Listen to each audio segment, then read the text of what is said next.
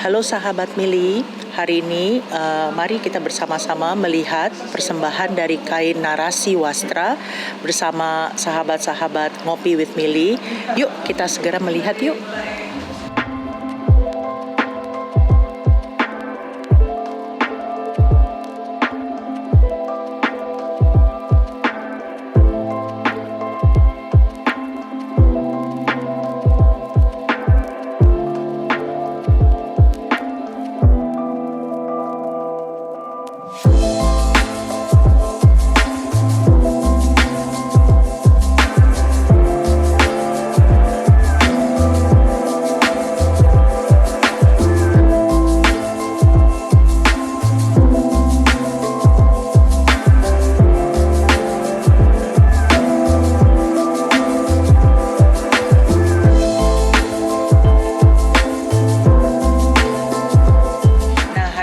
Sahabat-sahabat Mili yang saya cintai, saya sedang bersama sahabat saya juga, sahabat lama ya, Ibu Beatrix, yang sekarang ini merupakan penggagas dari narasi wastra. Yuk kita tanyain yuk, narasi wastra itu apa? Yaitu pengejawantahannya memang yang hari ini terlihat di kebaya saya dan juga kain yang cantik ini. Sebenarnya, halo Bu Beatrix. Halo Bu Mili. Sebenarnya cerita sedikit dong sama kita ini, apa sih narasi wastra ini? Yang betul-betul visi yang dipikirkannya apa, lalu konsepnya apa, dan kenapa menjadi penggagas dari kebaya cantik yang saya gunakan ini dan yang juga Ibu Beatrix pakai ini. Terima kasih Bu Mili, apa kabar? Baik sekali. Ibu cantik sekali. Karena Ibu harus begini terus. Dan saya berjanji saya akan terus-menerus pasti begini sebagai Kartini Indonesia. Iya kan? Iya, betul Bu Mili. Dan dalam rangka Mother's Day dan International Women's Day. Iya. Boleh saya terangin sedikit ya Bu. Iya. Jadi sebenarnya saya ini latar belakangnya kan seperti Ibu Mili tahu, saya profesional, bekerja di korporasi sudah cukup lama, lebih dari 20 tahun.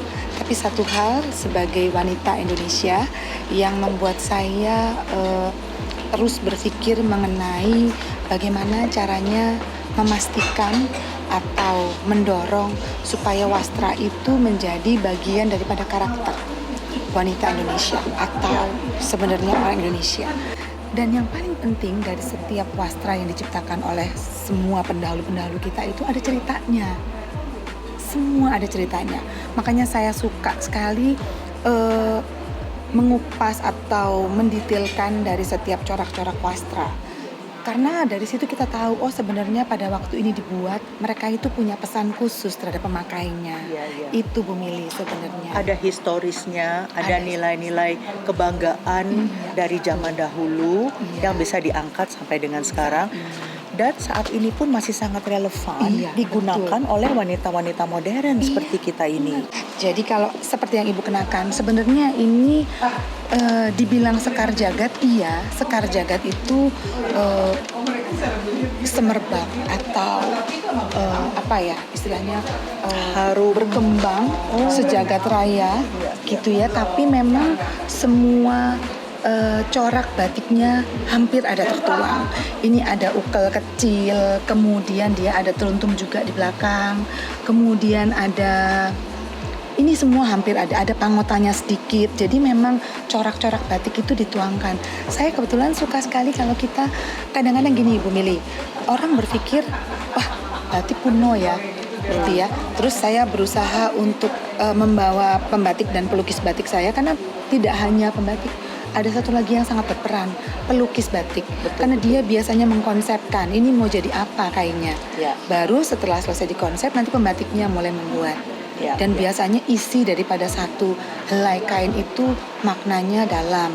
Dan itu sebenarnya mempersu orang yang memakai juga memahami dia sangat berharga. Berarti ini juga padat karya ya? Padat karya. Satu helai kain yang dibuat di bawah brand Narasi Wastra itu bisa 3, paling cepat 6 atau bahkan 9 bulan baru satu helai kain. Proses pembuatannya juga beda-beda. Kalau lihat warna coklat tua ini tidak dari pewarna sintetis, tapi ini dari pewarna alam, kayu alam namanya tegeran. kayu ini yang membuat warnanya itu merubah warna kain menjadi seperti kelihatannya tuh lebih bercahaya sogannya. Iya, Itu iya. yang kita pakai. Cantik sekali 20 kali pencelupan. gitu ya. Jadi bukan 2 kali, 3 kali, tapi hampir 20, 23, 25 kali pencelupan. Pencelupan berarti ada pencelupan dan kemudian harus menunggu dulu kan. Iya, betul. Baru nanti Dicelup kembali terus menunggu lagi. Iya. Jadi inilah sebabnya maka itu menjadi lama banget ya. Betul.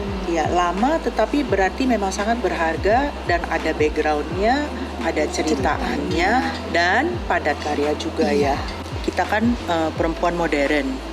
Terus kita harus pergi meeting ke sini, kita harus pergi ke sana. Kadang-kadang waktunya mepet, Iya, pas-pasan betul. banget. Tapi kan yang menggunakan kain ini nanti rambut kita harus digimanain lah, harus diginikan. Lalu apakah ada practicality gitu loh di dalam penggunaan ini agar setiap hari kita bisa berkain dan berkebaya? Iya, betul. Salah satunya Bu Mili, saya keluarkan satu koleksi kebaya namanya Sibu Ayu. Sibu Ayu. Sebenarnya dari kata si ibu yang ayu, saya singkat Sibu Ayu. Kebayanya seperti yang Bu Mili pakai, cuman dia lebih panjang seperti yang saya pakai ini dan lebih loose. Sebenarnya supaya memudahkan yang memakainya. Iya. Kemudian gimana cara pakai kain? Jujur Bu Mili, itu juga saya pikirkan. Saya siapkan karet sebenarnya. Jadi udah ada karet yang setiap kali saya selalu bilang harus dikasih supaya dia nggak malas pakai. Jadi begitu kain dililitkan langsung pakai karet. Kalau memang kita punya long torso kita pakai dari luar, selesai. Setelah itu kita bisa enjoy pakai kain dan simple Bu Mili. Untuk kebaya saya kemudian memang menciptakan kebaya-kebaya yang memang agak loose supaya lebih cepat pakainya, simple dan tidak menghalangi ketika kita harus bergerak secara profesional. Aku tahu Bu Mili pasti sibuk banget. Kita pernah sama-sama sibuk dulu. Kayaknya suka mepet kan, satu mepet, terus ya. disusul dengan yang meeting-meeting yang lain gitu. Nah, mungkin perlahan-lahan. Tapi memang banyak sekali yang mesti kita pikirkan gimana caranya membiasakan kembali pakai pakaian-pakaian yang Indonesia, Ya. yang tradisional Indonesia. Seperti Setuju. kebaya kutu baru yang kita pakai. Ya. Kemudian gimana caranya memadukan dengan kain. Mungkin juga yang perlu kita pikirkan membuat kain itu lebih mudah. Ada talinya, pakai karet, sehingga yang ada di kepala kita ya sama halnya ketika kita pakai rok. Ya. Bisa dikaitkan, selesai. Ya. Kemudian untuk rambut ibu nggak usah pikirin terlalu panjang karena menurut saya dicepol aja juga cantik. Kayak yang Bu Mili pakai atau kenakan ini sebenarnya Ya. kalau udah latihan lama-lama pasti bisa. Iya, Cuma iya. dicepol. Ini simple kok. Simple kan? Ya, simple Dan sekali. cantik sekali. Tinggal perlu diikat sedikit. Aduh, luar biasa. Terima kasih sekali loh untuk hari ini. Kita kan hari ini satu harian dari pagi kita sama-sama melakukan fotografi bersama ibu-ibu yang lain.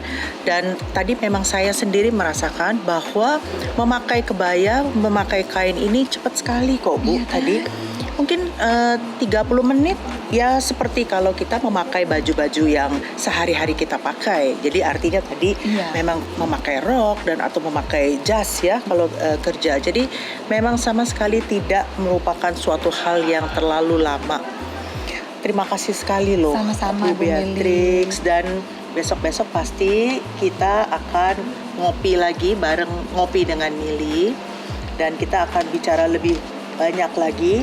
Dan kayaknya sahabat-sahabat Mili pastinya kepingin melihat bagaimana caranya narasi wastra kain-kain ini dibuat. Dari dikonsepsikan, lalu kemudian bagaimana caranya dibuatnya, dan kemudian dilukisnya. Pasti sahabat-sahabat Mili semuanya ingin melihat dan mempelajari. Boleh Bu Mili. Ya. Nanti kita cari waktu, kita ke Jogja. Kebetulan pengrajin saya juga ada di Jogja. Nanti kita sama-sama lihat. Ya. Terima kasih Sama-sama, banyak Bu Mili. untuk Terima hari kasih ini. Terima banyak. kasih sekali. Terima kasih Bu Mili udah pakai baju narasi wastra dan kain. Saya Dan- senang sekali. Dan ini pastinya akan menjadi kultur bagi pribadi saya sendiri. Terima kasih Bu Mili. Ya, terima kasih. Sama-sama. Terima kasih. Terima kasih.